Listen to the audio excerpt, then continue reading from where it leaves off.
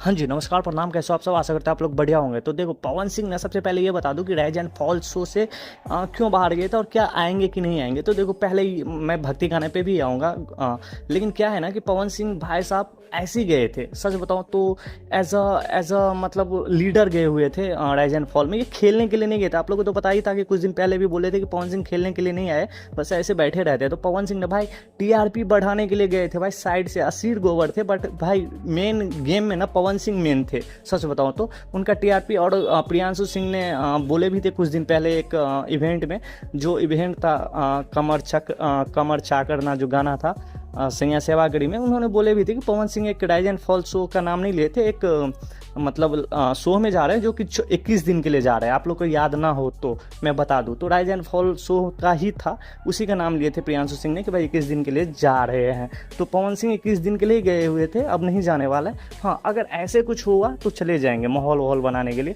तो चलो, ये आपको तो पता ही है, Pawan Singh as a leader गए हुए थे भाई, लीड करने के लिए वहाँ पे, ताकि टीआरपी वीआरपी बढ़े, और पवन सिंह ने वो करके निकल गए भाई साहब। तो ऐसा था।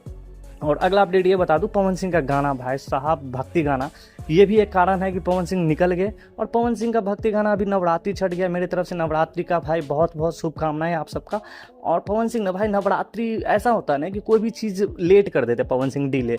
जैसे कि नवरात्रि आ गया, नवरात्रि से 2-4 दिन पहले ही गाना गाना चाहिए था। अब बताओ, नवरात्रि अब चढ़ गए हैं आज, भाई कब गाएंगे, मतलब कब डबिंग अबिंग कंप्लीट करेंगे पता ही नहीं चल रहा।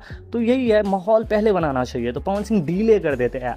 पवन सिंह का ये भी एक है एटीट्यूड कि भाई डिले कर देता हूँ, लेकिन मेरा चाहने वाला है ना, देखेंगे ही सुनेंगे ही। पवन सिंह का ऐसा गाना होता है, तो ऐसा ही है भाई साहब। तो बहुत जल्द आपको माहौल बनाने के लिए पवन सिंह आ रहे हैं। पवन सिंह अपना वो रौद्र अवतार गाना को लेके।